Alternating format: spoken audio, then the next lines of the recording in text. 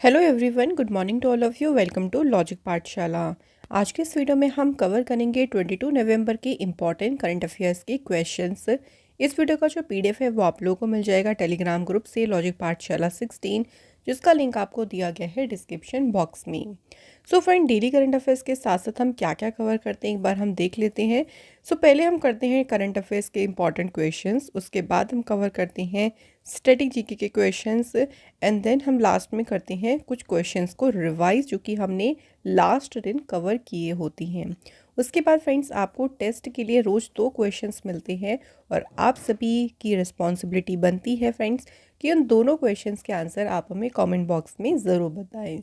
तो इस तरह से हमारा करंट अफेयर्स का सेशन कंप्लीट होता है। तो चलिए फ्रेंड्स, सेशन को स्टार्ट कर लेते हैं एक मोटिवेशन कोट से। Never give up on something you really want. It is difficult to wait but more difficult to regret. देखिए, कभी भी देखिए गिव अप ना करिए। जो भी आप रियली देखिए अपनी लाइफ के लिए चाहते हैं, उस पर आपको कभी भी गिव अप नहीं करना है। It is difficult to wait. हाँ, वेट करना देखिए डिफ़िकल्ट होता है। कई बार ऐसा होता है कि बार बार हमें फेलियर जो है फेस करना पड़ता है और हमें बहुत वेट करना पड़ता है सक्सेस के लिए। बट ये ज़्यादा डिफ़िकल्ट होता है रिग्रेट करना, कि अगर आप सोचें गिव अप कर दे तो वो क्या होगा, उसके लिए आपको रिग्रेट ना करना पड़े बाद में, because it is more difficult. तो इसलिए फ्रेंड्स, गिव अप ना करें। जो आपने सोचा है उसके लिए मेहनत करें, बहुत सारा हार्ड वर्क करें और उसे अपनी लाइफ में देखिए एक तरीके से उसको पा कर रहें। तो चलिए फ्रेंड्स, इसी जज्बे के साथ में स्टार्ट करते हैं आज के सेशन को। आज का हमारा फर्स्ट क्वेश्चन है, देखिए, who has become the new prime minister of Luxembourg. तो लग्जमबर्ग की बात करते हैं। अभी इस यहाँ के नए प्रधानमंत्री कौन बने हैं?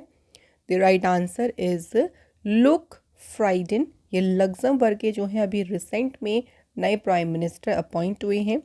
ये लग्जमबर्ग के पहले फाइनेंस मिनिस्टर भी रह चुके हैं इससे पहले। लग्जमबर्ग की बात कर लेते हैं तो आप देख सकते हैं बहुत छोटी सी यहाँ पे कंट्री है और फ्रेंड्स इसकी कैपिटल है लग्जमबर्ग सिटी। करेंसी यहाँ क्या है? यूरो। ये यूरोप कॉन्टिनेंट में जो है लोकेटेड है कंट्री। नेक्स्ट क्वेश्चन देखिए, military exercise Vajra Prahar is organised between India and which country. तो मिलिट्री एक्सरसाइज का नाम है वज्र प्रहार और इंडिया और कौन सी कंट्री के बीच में ये आयोजित हुई है? तो ये एक्सरसाइज हुई है इंडिया और यूएसए के बीच। पहला क्वेश्चन।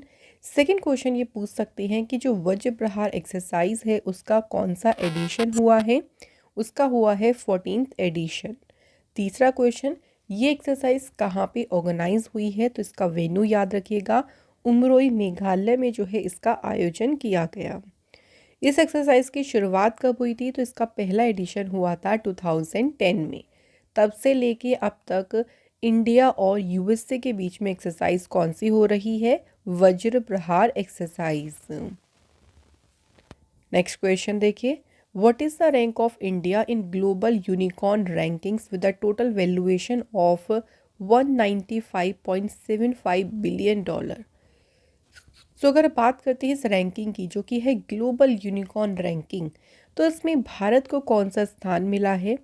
तो इस रैंकिंग में भारत जो है फ्रेंड्स रहा है तीसरे स्थान पे। और इंडिया की एक कंपनी है जो कि नंबर 1 पे रही है इंडिया में, वो है बायजूस। और अगर बात करें ग्लोबली लेवल पे इसको कौन से रैंक मिली है? 36th प्लेस मिली है। इसकी वैल्यूएशन कितनी है? 11.50 बिलियन डॉलर की।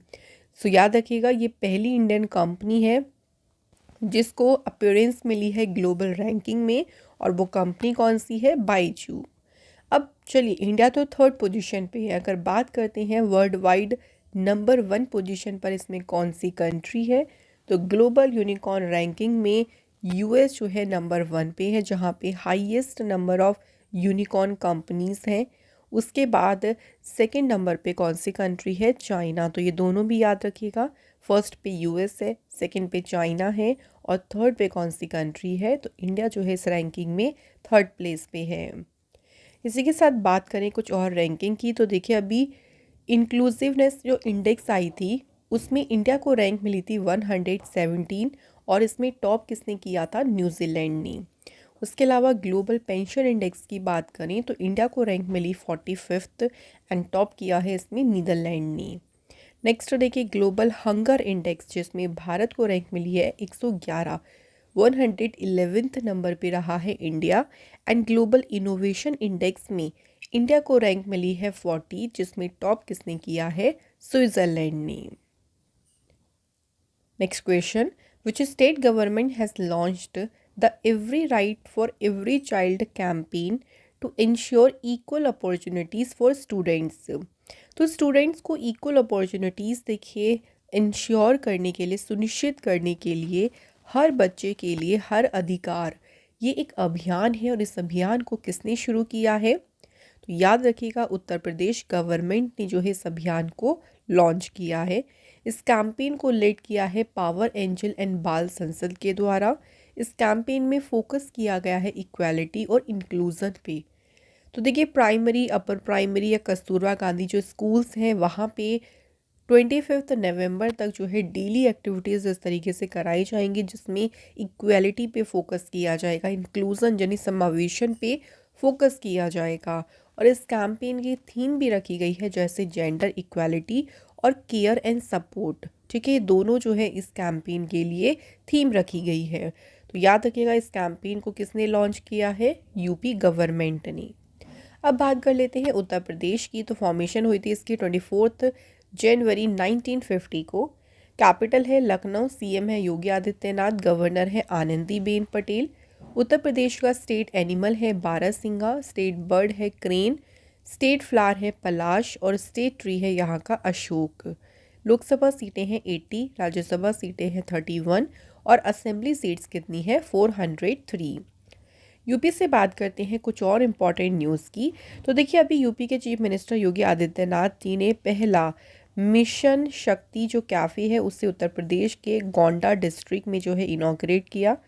यूपी स्टेट में काउ सेंसस यानी गाय जनगणना को कंडक्ट किया गया। नेक्स्ट यूपी सरकार ने डॉल्फिन जो है उसे अपना स्टेट एक्वेटिक एनिमल जो है डिक्लेयर किया है।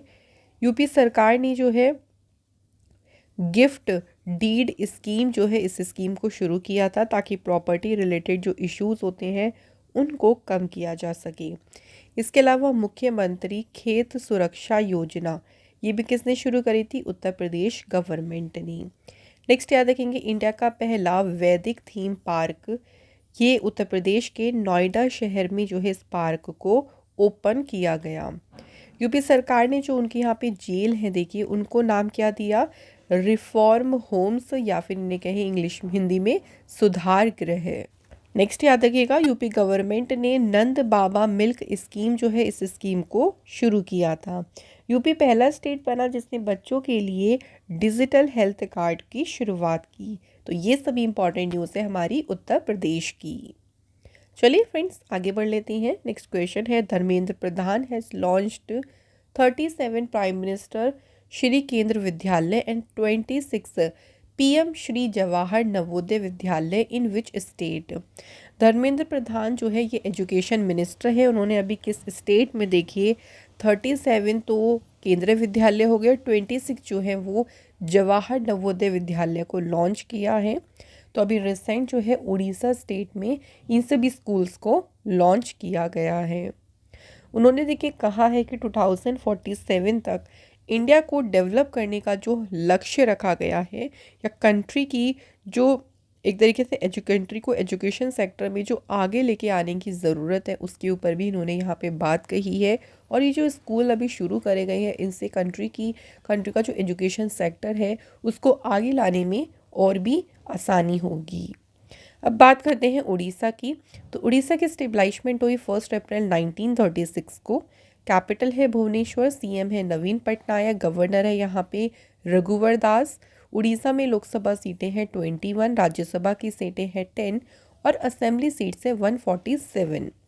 उड़ीसा की मेजर लेक है चिल्का लेक जो कि लार्जेस्ट ब्रेकिश वाटर लेक है इंडिया की। ऑल्सो इसे देखिए लगून लेक के नाम से भी जो है इसे जाना जाता है। वर्ल्ड का लॉन्गेस्ट डैम कौन सा है, हीराकुंड, और ये कहाँ पर है, उड़ीसा में। कौन से रिवर पर है, ये भी याद रखना है, महानदी रिवर पे। अब आते हैं उड़ीसा से कुछ इम्पॉर्टेंट न्यूज़ के ऊपर। तो देखिए अभी उड़ीसा में राजा एक नाम का एग्रीकल्चर फेस्टिवल है, ये सेलिब्रेट किया गया। उड़ीसा जो है कंट्री का पहला स्टेट बना था जिन्होंने स्लम ड्वेलर्स को उनके लैंड राइट्स यानी ज़मीनी अधिकार दिए थे। नेक्स्ट याद रखेंगे मिशन शक्ति स्कूटर योजना, ये शुरू की थी उड़ीसा गवर्नमेंट ने। उड़ीसा सरकार के द्वारा अम्मा पोखरी योजना को लॉन्च किया गया। इसके अलावा मो घरा यानी माई होम एक क्रेडिट लिंक्ड हाउसिंग स्कीम थी और ये रूरल एरियाज़ में जो लोग थे उनके लिए इस स्कीम को शुरू किया गया था। ये भी किसने शुरू करी थी? उड़ीसा गवर्नमेंट ने। इंडिया की पहली ओलंपिक वैल्यू एजुकेशन, इसे कहाँ पे लॉन्च किया गया? उड़ीसा स्टेट में। इंडिया की पहली ट्राइबल हेल्थ ऑब्जर्वेटरी, ये भी कहाँ सेट की गई? उड़ीसा स्टेट में ही। अगला क्वेश्चन है Bihar governor Rajendra Vishwanath Arlekar has approved the bill raising reservation from 50% to how much percent? So Bihar के जो राज्यपाल हैं देखिए राजेंद्र विश्वनाथ अर्लेकर, उन्होंने आरक्षण को 50% से बढ़ाकर कितने प्रतिशत करने वाला जो विधेयक था, जो बिल था, उसे मंजूरी दे दी है। सो ये इस बिल में क्या कहा गया था कि जो रिजर्वेशन है उसे 50 से बढ़ाकर कितना कर दिया गया है? 65% यहाँ पे कर दिया गया है। ये जो इसको अप्रूवल दिया गया है स्टेट कैबिनेट के द्वारा, इससे देखिए जो बैकवर्ड और एक्सट्रीमली बैकवर्ड क्लासेस या शेड्यूल कास्ट, शेड्यूल ट्राइब्स जो है, उनका जितना भी रिजर्वेशन कोटा है उसको 50% से बढ़ाकर यहाँ पे कितना कर दिया गया है? 65%। बिहार की बात करते हैं तो बिहार की स्टेबलाइजमेंट हुई थी 22 मार्च 1912 को। कैपिटल है पटना, सीएम है नीतीश कुमार, गवर्नर है राजेंद्र विश्वनाथ अर्लेकर। बिहार में लोकसभा की सीटें हैं 40, राज्यसभा सीटें हैं 16 और यहाँ पे असेंबली सीट्स कितनी है? 243। बात करें कुछ करंट अफेयर्स की बिहार से रिलेटेड, तो देखिए बिहार के चीफ मिनिस्टर ने जो है रबी महाअभियान जो है इसे लॉन्च किया था। इसके अलावा हर घर गंगा जल जो प्रोजेक्ट है इसे लॉन्च किया गया था बिहार में ही। 2 दिन का मिलेट महोत्सव यहाँ पे ऑर्गेनाइज किया गया था। कहाँ पे? बिहार के भोजपुर में जो है इसे ऑर्गेनाइज किया गया। Next question, the Uttar Pradesh government will build a stadium in the village of Mohammed Shami. His village is located in which of the following district of UP? तो यूपी सरकार ने एक फैसला लिया है कि जो मोहम्मद शामी इंडिया के प्लेयर हैं, देखिए बॉलर हैं और सबसे ज़्यादा जो है इन्होंने विकेट्स लिए थे इस बार के वर्ल्ड कप में, तो इन्हीं के गांव में जो है वो एक स्टेडियम बनाएंगी। इनका गांव यूपी के कौन से डिस्ट्रिक्ट में आता है? तो यूपी का डिस्ट्रिक्ट है अमरोहा, जहाँ पे है मोहम्मद शमी का गांव और वहाँ पे यूपी सरकार क्या करेगी? एक स्टेडियम को बिल्ड करेगी। ऑल्सो देखिए यूपी गवर्नमेंट जो है उनके विलेज में स्पोर्ट्स इंफ्रास्ट्रक्चर जो है उसे डेवलप भी करेगी। तो ऑफिशियल्स के अकॉर्डिंग यूपी गवर्नमेंट प्लान कर रही है स्टेट में 20 मिनी स्टेडियम्स को बनाने की। अब इन स्टेडियम से बनाने से क्या होगा? देखिए इससे क्या होगा, जो स्पोर्ट्स है, क्योंकि जब लोगों को अच्छे से ट्रेनिंग मिलेगी स्पोर्ट्स की तो वो उस फील्ड में बहुत अच्छा परफॉर्म करके आगे बढ़ सकती हैं। Next question, who has become the first women to bag the Dhahan prize for Punjabi literature? तो पंजाबी लिटरेचर के लिए जो दहन पुरस्कार है, ये पुरस्कार पाने वाली पहली महिला कौन बन गई हैं? सही आंसर है दीप्ति बबूता। तो इम्पॉर्टेंट मार्क करेगा बिकॉज ये फर्स्ट वुमेन बनी है जिनको पंजाबी लिटरेचर में दाहन पुरस्कार मिला है। ये जो अवार्ड उन्हें रिसीव हुआ है उनकी शॉर्ट स्टोरी कलेक्शन है जिसका टाइटल देखिए क्या है? भूख इहोन साह लंदी है, यानी हंगर ब्रीथ्स लाइक दिस। तो ये पंजाबी में ही देखिए लिखी है और इसी स्टोरी कलेक्शन के लिए उन्हें ये अवार्ड रिसीव हुआ है। दाहन प्राइज़ जो है ये एक लार्जेस्ट इंटरनेशनल लिटरेरी अवार्ड है फिक्शन बुक्स के लिए पंजाबी लैंग्वेज में। इसी के साथ बात करते हैं कुछ और अवार्ड्स की, जैसे अभी लिटरेचर के लिए JCB प्राइज़ किसे मिला है? पेरूमल मुरुगन को, और इनकी यहाँ पे नोवेल का नाम ध्यान रखेंगे फायर बर्ड। महाराष्ट्र का लता मंगेशकर अवार्ड किसे मिला है? सुरेश वाडकर को। पहला life time disturbing the peace award, ये अवार्ड किसे मिला? सलमान रुश्दी को। चैंपियंस ऑफ चेंज अवार्ड, तो ये अवार्ड मिला है सोमदत्त सिंह को। एंड 19th कलाकार पुरस्कार से सम्मानित किया है अपोलिनारिस डिसूजा को। नेक्स्ट क्वेश्चन है, which state has won the best state award for inland fisheries at the global fisheries conference 2023। तो देखिए, जो ग्लोबल फिशरीज कॉन्फ्रेंस हुई थी, ये दिल्ली में हुई थी कॉन्फ्रेंस, और इस कॉन्फ्रेंस में इनलैंड फिशरीज के लिए कौन सा स्टेट है जिसे बेस्ट स्टेट का अवार्ड मिला है?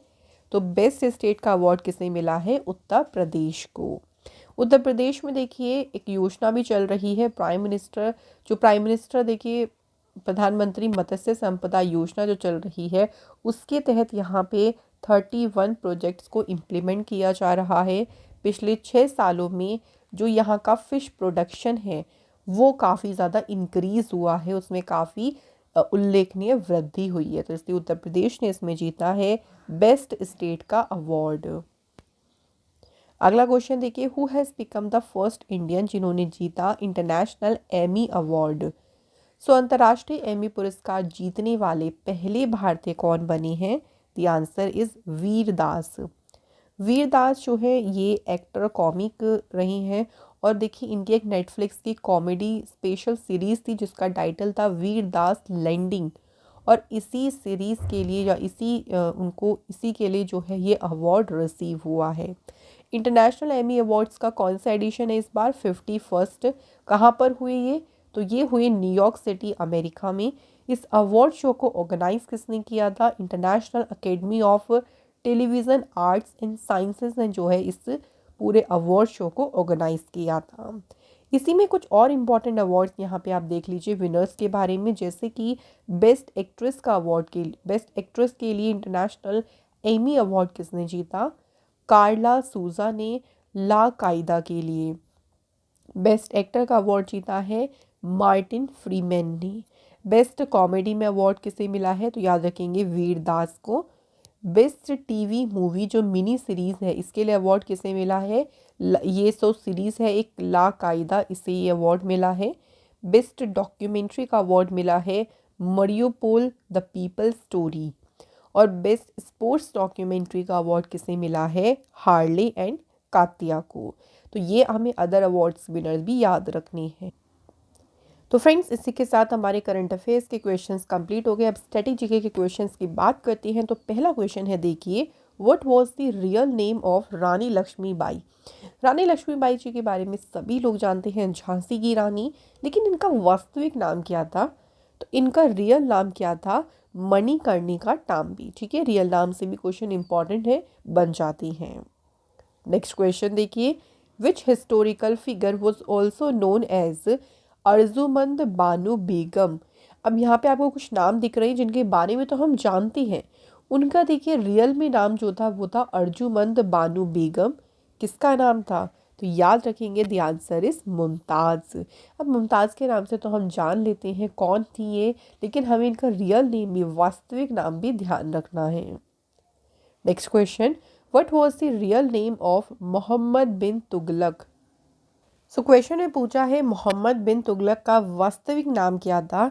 तो इनका वास्तविक नाम था फ्रेंड्स जूना खान, और ये दिल्ली के सुल्तान रहे थे 1325 से लेके 1351 तक। ठीक है, जो गयासुद्दीन तुगलक थे उनके सबसे एल्डेस्ट सन कौन थे? मोहम्मद बिन तुगलक। नेक्स्ट क्वेश्चन देखिए, national assembly is the name of which countries parliament.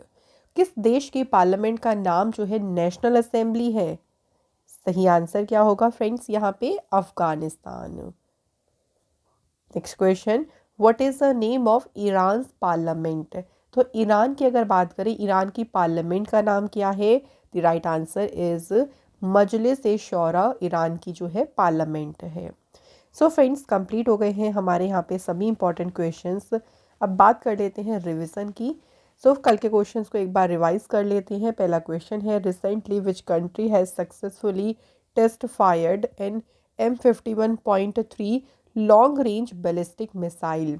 इस मिसाइल का परीक्षण किस कंट्री ने किया है?